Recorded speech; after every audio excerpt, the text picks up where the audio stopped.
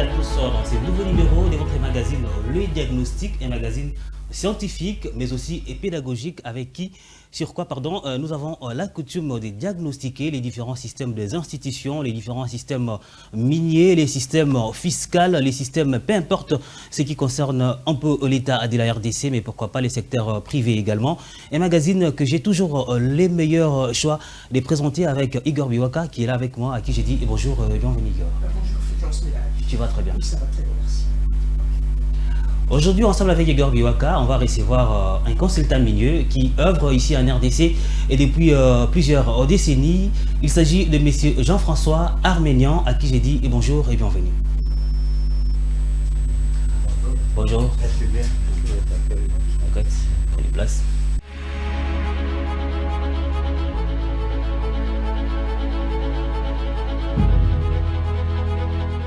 Monsieur Jean-François Arménian, nous vous disons encore une fois bonjour et bienvenue à notre magazine Le Diagnostic. Oui, merci bien, moi aussi, je vous salue. Voilà, vous êtes consultant minier en RDC, mais vous avez aussi exercé ces métiers dans beaucoup d'autres pays, ça fait déjà plusieurs décennies. Dites-nous d'abord, c'est quoi le travail d'un consultant minier?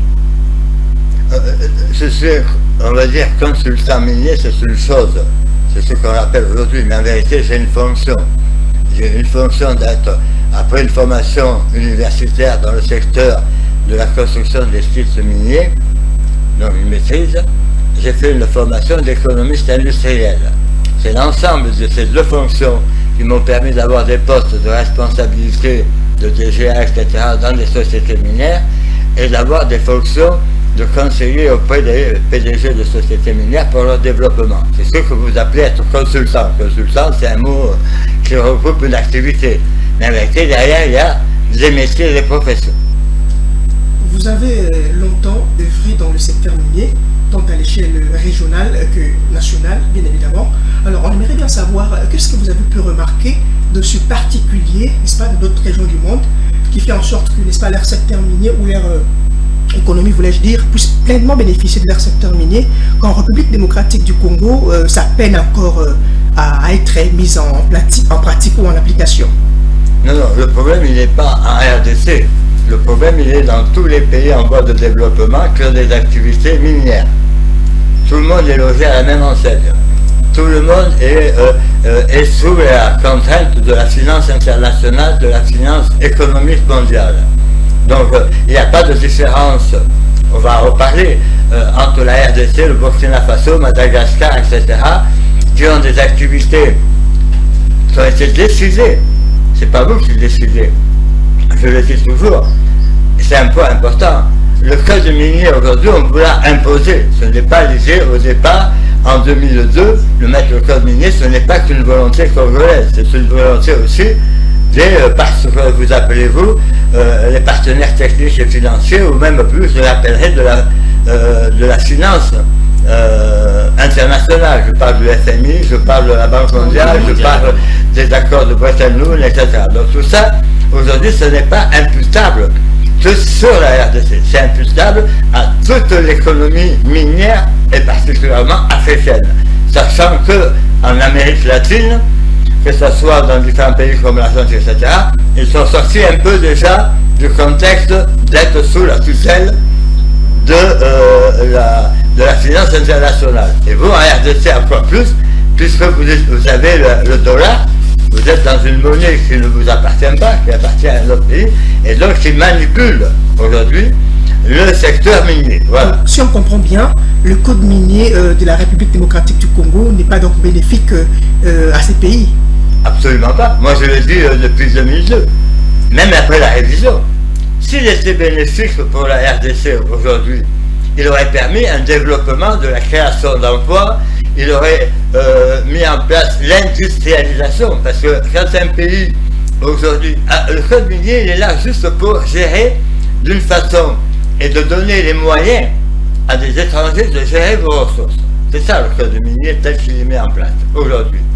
Il n'est pas mis en place pour permettre la création d'emplois en RDC, de permettre d'avoir des recettes en RDC, d'avoir des recettes fiscales et sociales, etc. On va en reparler. Social, c'est l'activité de l'artisanat. Mais vous, en tant que consultant minier, qu'est-ce que vous proposez des dossiers concrets pour que la RDC puisse pleinement jouir de ces minéraux? Alors, la première action que je préconise depuis des années, c'est la mise en place d'une politique publique en matière de gestion de ces ressources naturelles. Je répète bien, une politique publique, décidée par le chef de l'État, etc., d'accord, une politique publique pour mettre en valeur, pour valoriser ces ressources naturelles. Donc il y a les ressources minières, forestières, agricoles, dans les halieutiques, etc. Ça, ce n'est pas mis en route. Aujourd'hui, il n'y a pas de politique publique de ces ressources-là à RDC. C'est ce qui manque. Okay. Parce que là, si c'est vrai, c'est vous qui allez, vous, Congolais, qui allez définir votre politique publique. Et ce n'est pas les étrangers qui vont vous dire, nous avons besoin de ça, de ça, de ça, c'est le prix. Parce que c'est ça aujourd'hui. Et ils disent, on a besoin de ça, on a besoin de ça. On vous met des sanctions avec des plans d'ajustement structurel, avec des contraintes de dette, etc. C'est long, il faudrait 4 heures à vous expliquer tout ça. Qui font que, depuis 2002, vous avez donné toute la gestion de votre secteur minier, et même d'autres secteurs, aux étrangers. C'est ce qu'il y a aujourd'hui dans le cas du minier. Sauf, il y a un petit détail qui est là, c'est les artisanaux. Mais on va y revenir, parce que ça, c'est mon cheval de bataille aujourd'hui. Et ce que vous appelez les artisanaux, pour moi, ce sont les Congolais. Et c'est eux qui doivent être les bénéficiaires. Aujourd'hui, je reviens au code minier, même qui a été modifié en 2018, il n'a rien amené au développement de l'artisanat minier, je dis bien l'artisanat, okay. D'accord?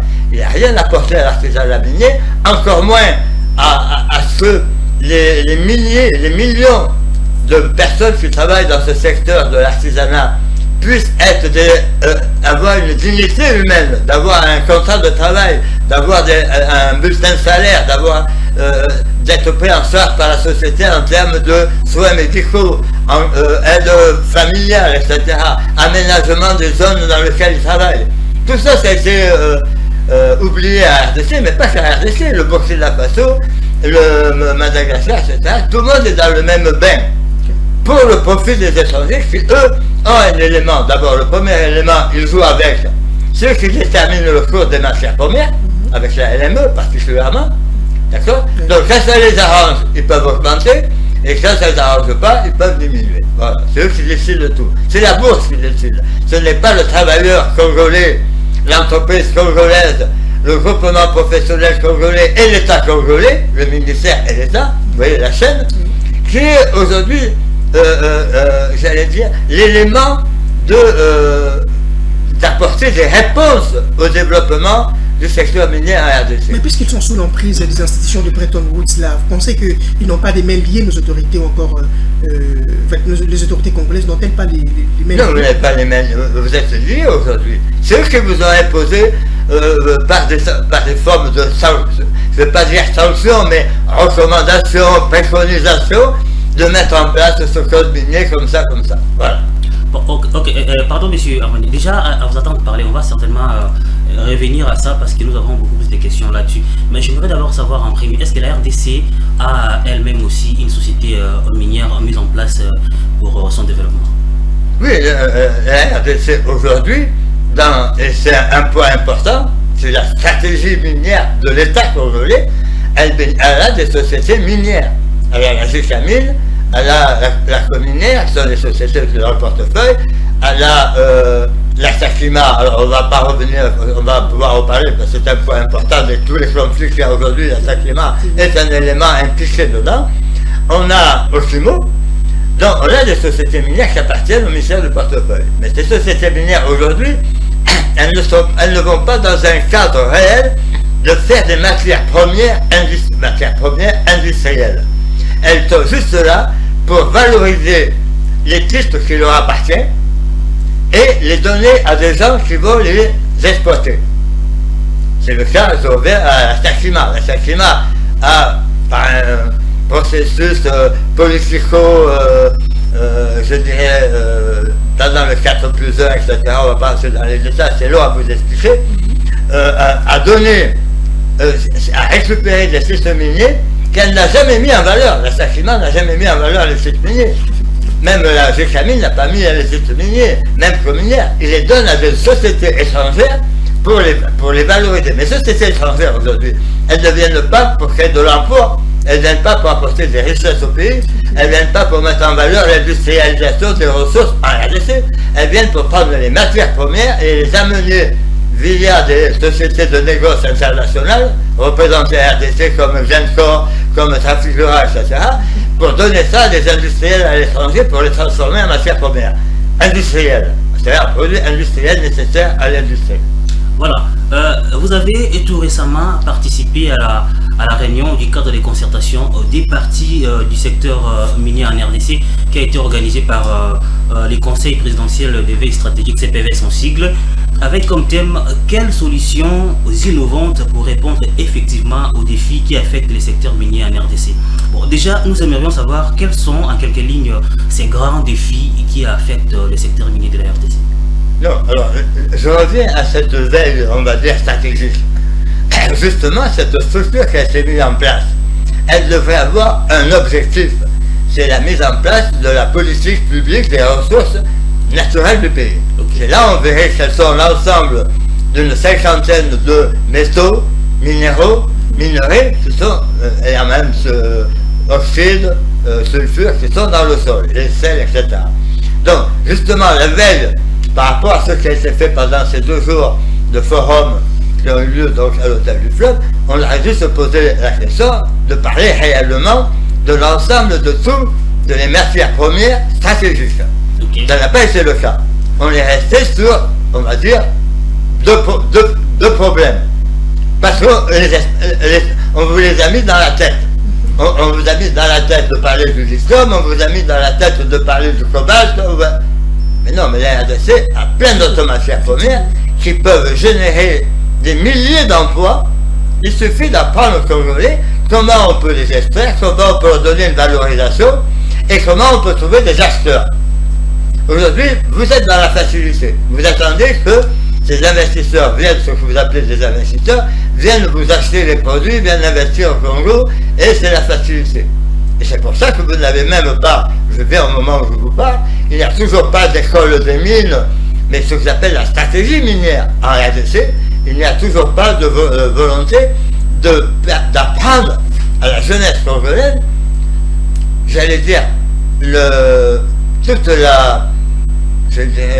processus, la technologie, les spécifications de transformation pour développer les activités minières à RDC, telles que la métallurgie, la métallochimie, les fonderies, etc., à petite échelle, qui permettrait à un ensemble des jeunes congolais de s'approprier la mise en valeur de leurs ressources.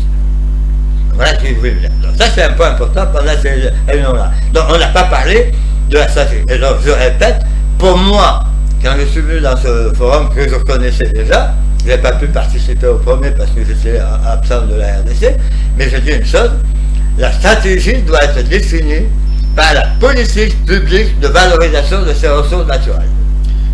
C'est ça le rôle de cette structure-là. Ce n'est pas ce qui a été fait là, réellement, qui essaie de, je dirais, excusez-moi le terme, de faire des débats qui n'ont pas fait sortir quelle est la stratégie du pays. On a parlé des problèmes que les gens avaient, surtout dans l'artisanat, on a parlé de sol désir, etc., dans le cobalt, mais on n'a pas fait, la veille stratégique, c'est de dire qu'est-ce que l'État a besoin. Qu'est-ce que l'État a besoin pour son économie? Qu'est-ce que l'État a besoin pour valoriser, pour créer des emplois? Voilà ce qui est important. Alors, et le point important dans cette veille stratégique, c'est la mise en valorisation, ça veut dire l'industrialisation de vos ressources naturelles, minières. Donc l'industrialisation et la valorisation d'une ressource minière doivent donc passer par une politique minière que vous appelez ici une stratégie minière, que nos politiques... Une stratégie minière. Oui. Politique publique. La politique publique, on est dans une période électorale. Okay. La politique publique, c'est défini par, j'allais dire, l'équipe de l'État, les décideurs de l'État. Alors que la stratégie minière, elle est définie par le ministère des Mines. Okay. Mais en fonction de la politique publique. Aujourd'hui, vous avez fait un code minier. Vous avez défini des stratégies avec le ministre de l'Industrie, stratégies industrielles, des stratégies agricoles. Mais vous n'avez pas défini la politique publique. Donc, Et la première étape, c'est la politique publique qui donne après l'État, qui donne des instructions au gouvernement, qui donne des instructions à ses ministres, parce que pour développer tout ça, ce n'est pas un ministère. Si le ministère des Mines veut développer le secteur minier aujourd'hui, il n'en a pas la capacité, parce qu'il n'a pas tous les outils. Il n'a pas, pour le développer, il faut l'implication du ministère de la formation professionnelle, il faut le ministère du travail, il faut le ministère de l'énergie. C'est des politiques interministérielles. Donc ça, c'est la politique publique, c'est l'État. Ça englobe tous les services de l'État, toutes les fonctions gouvernementales de l'État. Voilà le point de vote. Ensuite, on dit maintenant, on donne l'instruction au ministère, maintenant mettez dans chaque ministère, en fonction des objectifs de l'État, quelle est la stratégie que vous allez mettre en place. C'est ça qu'il faut faire. Et ça n'est pas fait. Et particulièrement, on va peut-être y revenir, c'est ce manque d'industrialisation de votre système de ressources naturelles. Parce que c'est pas que pour les mines, c'est pour l'agriculture. On a aussi le manque agricole, transformation agricole, dans le domaine de la pêche, dans le domaine de la forêt, dans tous les domaines. Ok, en fait, en grosso modo, qu'est-ce qui a été des préférences les plus décidées lors de ces cadres de concertation? Qu'est-ce qui a le plus été décidé? Non, moi, du cadre de concertation aujourd'hui, il y a eu des remarques qui ont été faites sur le travail essentiellement dans le cobalt et dans les prévisions du lithium. Mais pour moi, les deux éléments, ils ne répondent pas à la réalité des choses. Okay. Pour le lithium aujourd'hui, vous êtes parti de nouveau sur un grand rêve de dire nous allons fabriquer des batteries de voitures en RDC. Ça, c'est la stratégie qui est depuis 3-4 ans dans l'idée de l'environnement, du chef de l'État, etc. Mais aujourd'hui, il faut être réaliste.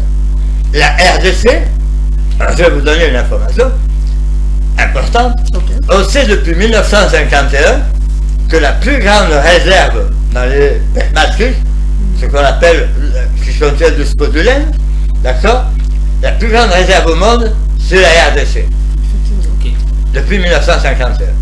On a voulu, à plusieurs fois, d'accord, au moment où Sony développait les premières batteries au lithium dans les années 1959, 56-59, Nokia a voulu faire la même chose. Nokia actuel. Ils se sont intéressés. Ils sont venus à la Sominki. Ils ont vu les réserves de spodumène à la Sominki. Il y en avait aussi à Zaïretel, que vous appelez comme minière maintenant. Mais toute cette zone aujourd'hui, même jusqu'à aller dans le Loir là-bas, etc., il y a du spodumène de partout. Plus ou moins dans des formes de zones plus ou moins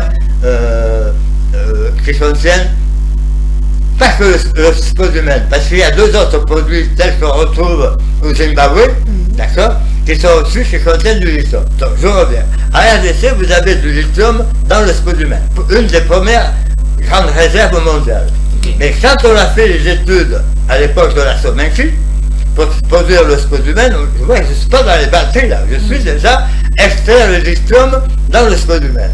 Nous avions calculé que le coût de production pour extraire ça, pour l'amener sur une première phase, d'accord, pour en faire du carbonate de lithium, okay. Spodumène, carbonate de lithium, elle est coûtée dans les 2800 à 3000 $ la tonne, le coût de production. Le coût du lithium à cette époque-là était aux alentours de à peine de 2500-2200 $ la tonne. Donc ce n'était pas rentable. C'est pour ça qu'à cette époque-là, tout le monde est parti vers l'Amérique latine, le Chili, l'Argentine, pour travailler dans les lacs de saumure. La saumure contient du lithium. Mais aujourd'hui, nous sommes dans il y a eu plusieurs évolutions, et nous sommes aujourd'hui dans un coût où le lithium a dépassé les 45 000 $ la tonne. Donc aujourd'hui, nous disons, la RDC est capable de produire, puisque nous avons un coût avec l'inflation qu'elle peut avoir. Aujourd'hui, pour produire du carbonate de lithium, le coût est à peu près de 4 000 $ la tonne. C'est ça que j'aurais voulu entendre le jour de cette stratégie, que les gens parlent, c'est ça la stratégie. Aujourd'hui, c'est le connaître. Donc le coût de production du lithium aujourd'hui, c'est 4 000 $ la tonne à peu près en RDC. du spodumène passer au carbonate de lithium. Mais on passe de 1,5% à peu près entre 6 et 8% de lithium dans le carbonate de lithium. Ok. Ça, c'est le premier point. Et comme aujourd'hui le lithium est à un prix, je vous ai dit, à plus de 45 000, c'est rentable. On peut le faire. Ça, c'est le premier point. Après, maintenant, il faut savoir comment on va le faire. Et là, je dis une chose, c'est ce qui manque à RDC. Vous n'avez réellement pas de promoteur privé, ça veut dire de Congolais, qui ont envie de le faire. Alors vous allez voir des étrangers qui, soi-disant, sont des spécialistes. Je parle avec les Australiens, qui sont parmi les plus importants. L'Australie, le premier producteur de carbonate de lithium au monde actuellement, qui font la Chine. Et donc vous allez dire, ok, on va aller voir ces gens-là au départ. Et là, il y a les Canadiens qui s'intéressent, il y a plein de gens qui s'intéressent aujourd'hui au lithium. Je rappelle une chose aussi importante dans la stratégie, c'est qu'on pense dans la tête de l'environnement stratégique qui font soi-disant des études, de se poser la question de dire nous allons travailler pour fabriquer les batteries de voitures. Mais je rappelle que pour y arriver, le processus il est spodumène, carbonate de lithium. On peut faire aussi de l'hydroxyde de lithium parce qu'on augmente le pourcentage de lithium, ça permet. Des matières premières qui sont en abondance en RDC, je rappelle ici. La matière première aujourd'hui en abondance, c'est le spodumène, qui contient 1,5% en moyenne de lithium. Mais il faut le transformer en carbonate, ça veut dire on augmente son potentiel en lithium, en dioxyde, etc. Après on fabrique du lithium, mais dans les batteries de voitures, ce n'est pas du lithium qu'il y a, c'est du lithium-ion. Ok. Il faut que les gens réfléchissent dans la tête. Donc, et ce lithium-ion, on le met dans les petites piles qui ensemble vont former une batterie et les batteries vont former le bloc de batterie de la voiture. Mais vous, excusez-moi monsieur, vous avez participé à ces cas de concertation. Est-ce que vous n'avez pas pu donner ces propositions à ces autorités qui... J'ai déjà donné ces explications plusieurs fois à plein de conseillers du chef de l'État, mais tant qu'eux ne se le sont pas appropriés et qu'ils n'ont pas vu comment ils allaient gagner quelque chose là-dedans, ça reste lettre morte dans un tiroir. C'est compliqué alors. Très compliqué. Mais c'était juste pour vous dire, aujourd'hui, c'est important ce que je veux dire, il ne faut pas penser aux batteries de voiture. C'est une erreur. Ok, la priorité. Alors, bien sûr, les étrangers vous ont mis ça dans la tête, de vos politiciens, je m'excuse de dire ça, pour dire vous allez gagner de l'argent, mais une usine pour faire des batteries de voiture, ça coûte entre 2 et 4 milliards de dollars. L'usine, je ne vous parle pas de tout le processus pour y arriver.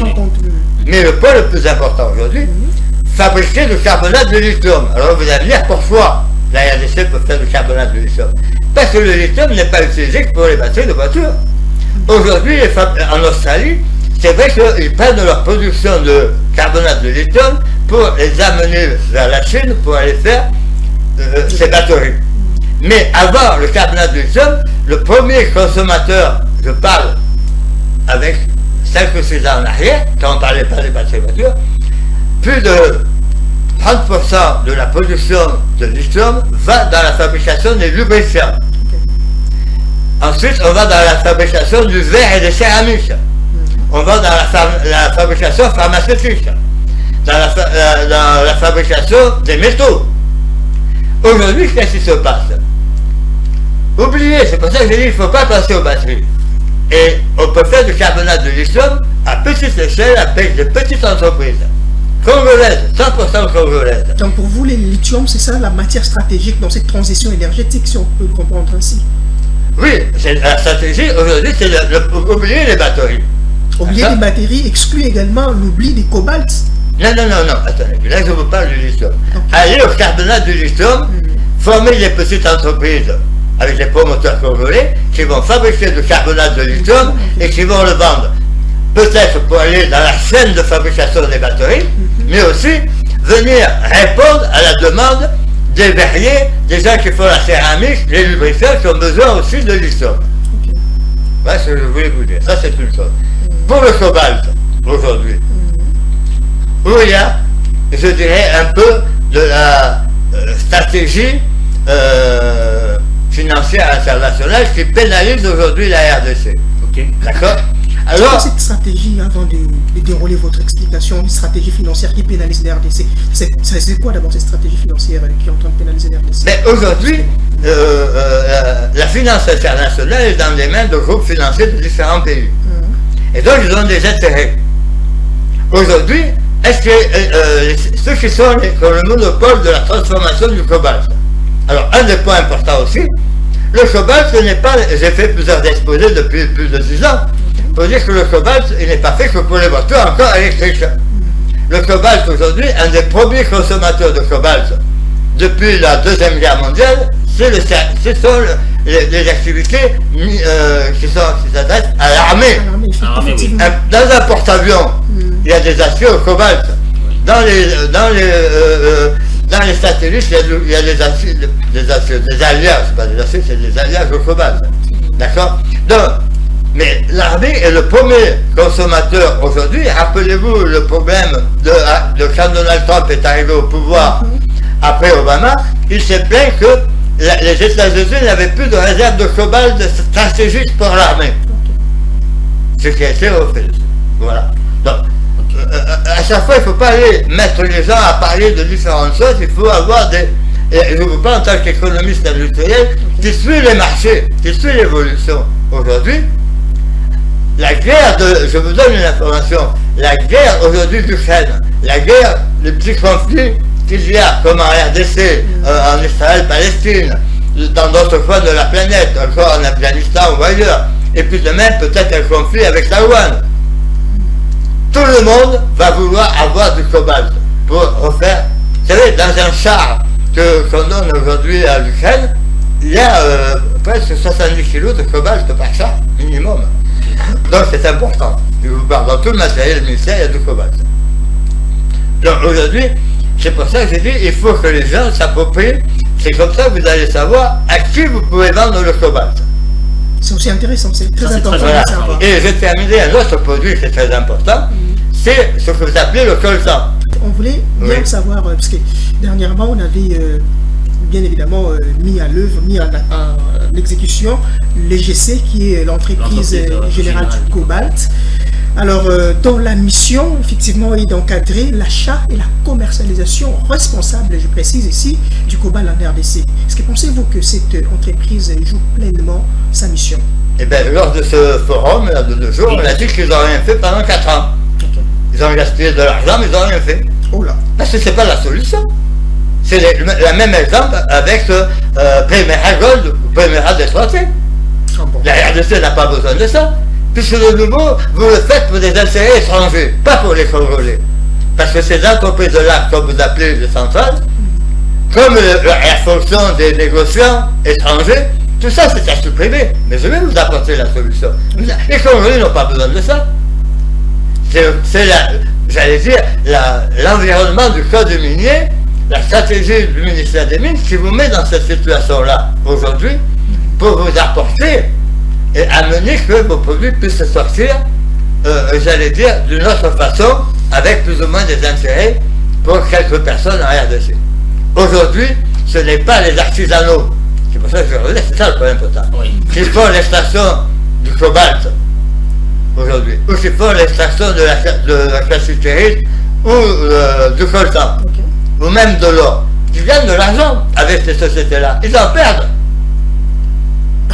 Ils en perdaient avant, parce qu'ils passaient par des intermédiaires vers eux, que sont les étrangers qui gèrent les bureaux d'achat, les négociants. Ce qui est interdit par la loi. Grave révélation alors. Grave révélation alors que vous nous faites ici. Oui, mais tout le monde le sait, ça, aujourd'hui. On a parlé de ça. Donc aujourd'hui, pour revenir au cobalt, cassitérite, coltan, etc., et je reviens au code minier de 2002, et pendant ce 4+1, parce que tout ça a été mis en place pendant la période du 4+1, dans lequel chaque vice-président avait ses intérêts régionaux, je dis bien. Et donc ça n'a pas été modifié. Aujourd'hui, les conflits qu'il peut y avoir à l'est du pays, ou les petits conflits territoriaux entre le Qatar et le Katanga, tout ça c'est venu de cette période du 4+1, qui a mis en place des outils qui n'ont pas permis le réel développement stratégique, on revient à la stratégie, de développement des activités minières.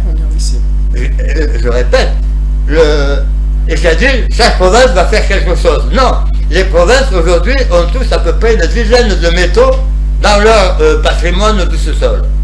Donc on peut développer même du cuivre, du fer, du diamant, de l'or peut-être, etc., du nickel dans certaines provinces, dans d'autres provinces aussi. Voilà. Voilà. Parlons un peu du secteur minier artisanal. Tout récemment, l'association des sociétés minières chinoises a démenti sur une prétendue utilisation des enfants mineurs dans les différentes carrières minières. Bon, quel est votre point de vue par rapport à cette approche? Je suis à RDC depuis 45 ans.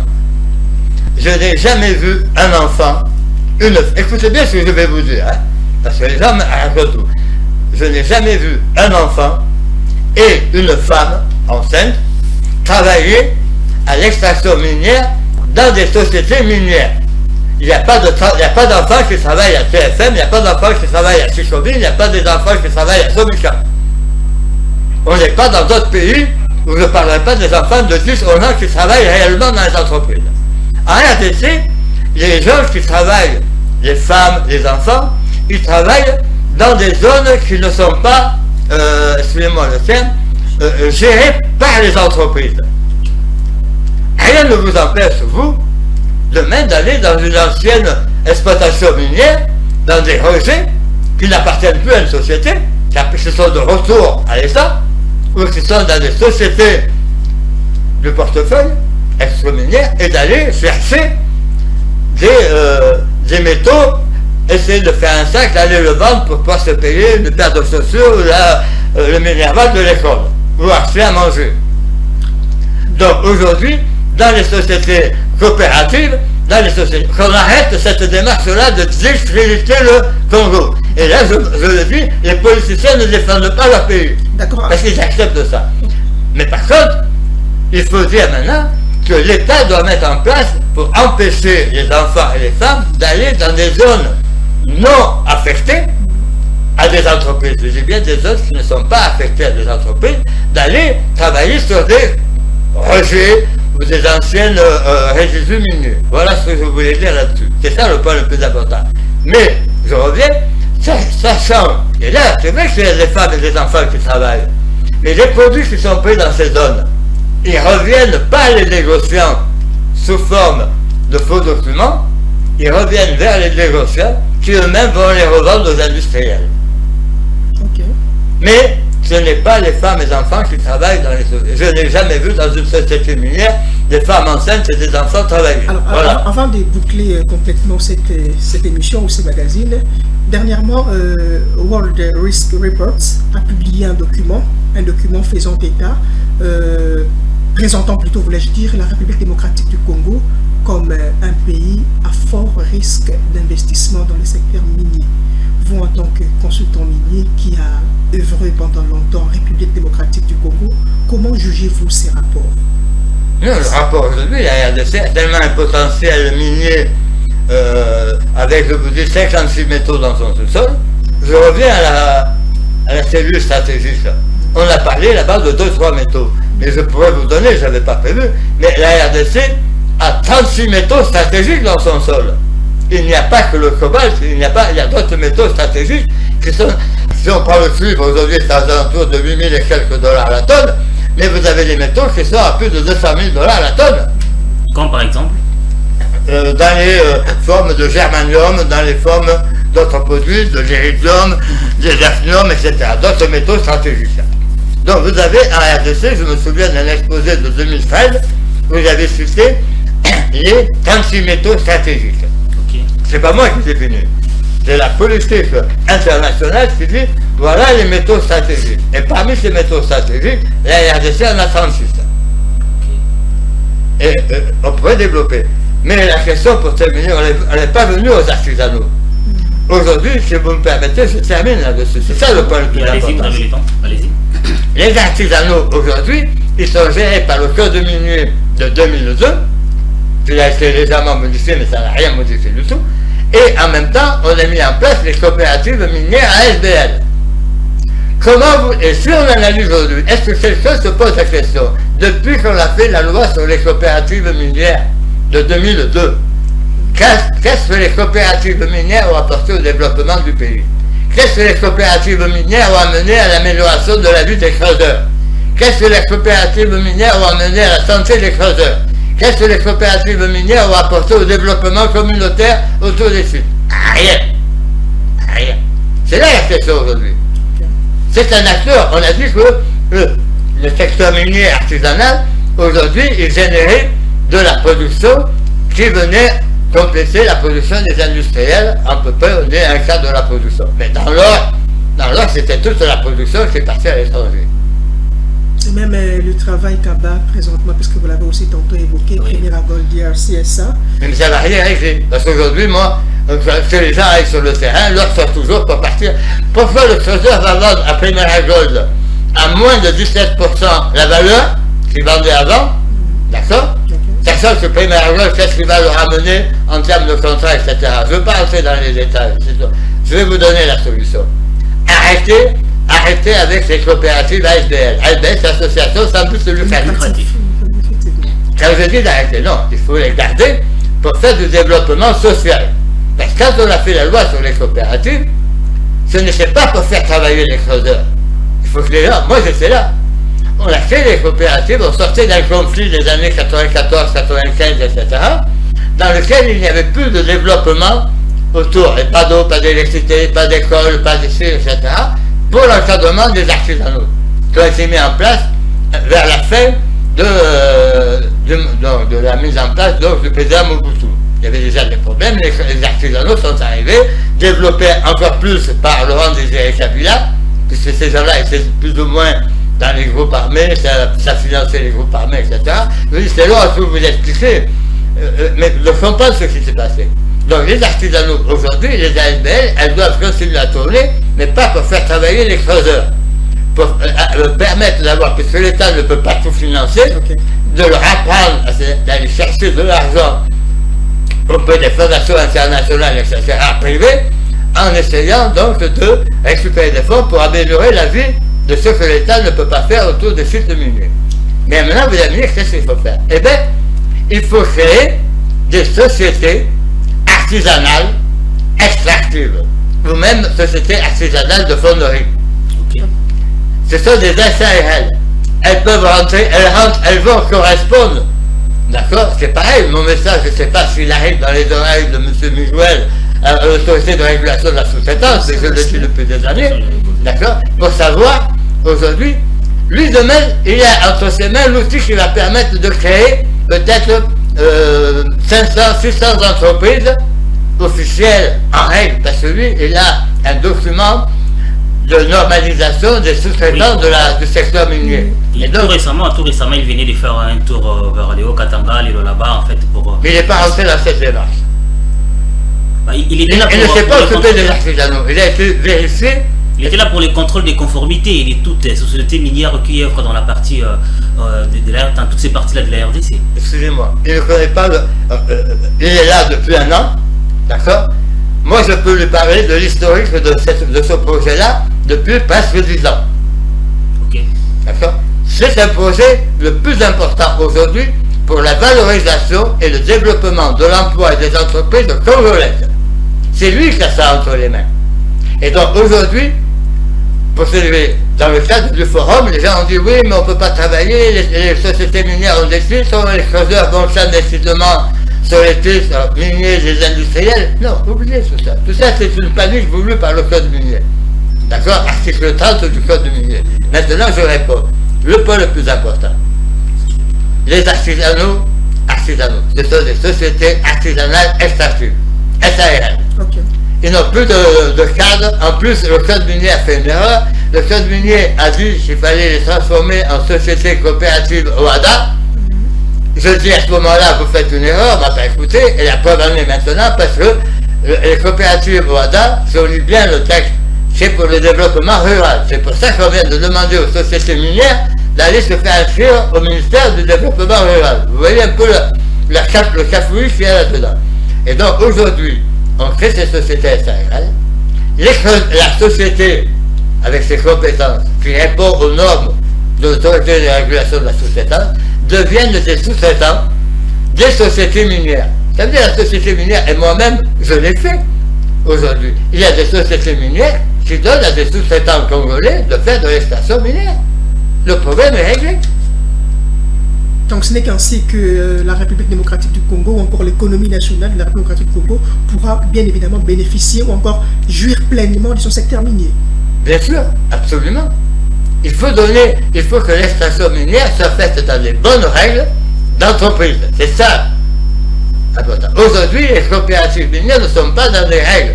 Il y a, dans les statistiques, il y a à peu près 3,5 millions de gens qui travaillent dans l'environnement du secteur ASBL, coopérative minière. D'accord? D'après les statistiques, on a parlé le jour de ce forum, on a dit qu'il y en a à peu près 280 000 qui sont recensés. Mais il n'y en a même pas 1000 qui ont une carte de creuseur. Tous ils sont dans l'informel. Comment vous pouvez faire? Non, il faut que ces gens deviennent des salariés des entreprises encadrées. Et je vous donne même une réponse. À un moment, le président de la République disait que je vais mettre en place, on appelle ça la couverture santé universelle.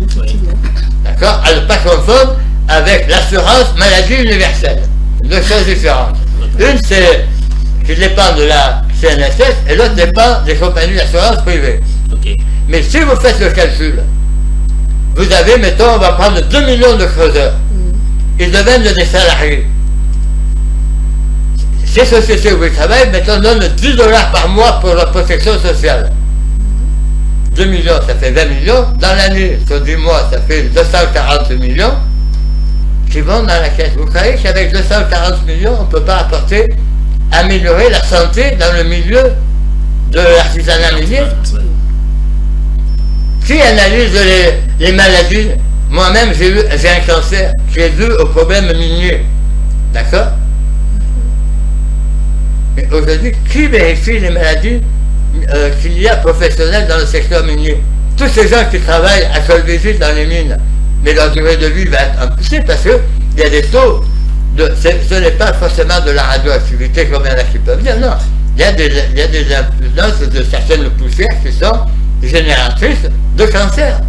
Ça, c'est le premier point. Le deuxième point qu'il faut prendre en considération dans ces éléments-là, d'accord, c'est que ces sociétés-là, on va leur apprendre à transformer après ce qu'ils vont extraire. Aujourd'hui, pour transformer de la cassitérite en étain, une coopérative avec 2 000 ou 3 000 $, elle peut le faire. Je reviens pour vous donner l'explication. On ne fabrique pas de l'étain depuis aujourd'hui, on fabrique de l'étain depuis 5000 ans. On fabrique de l'or transformé, des objets en or. On fabrique du zinc. Toutes les toitures en Europe, des grands bâtiments, c'est fait en zinc.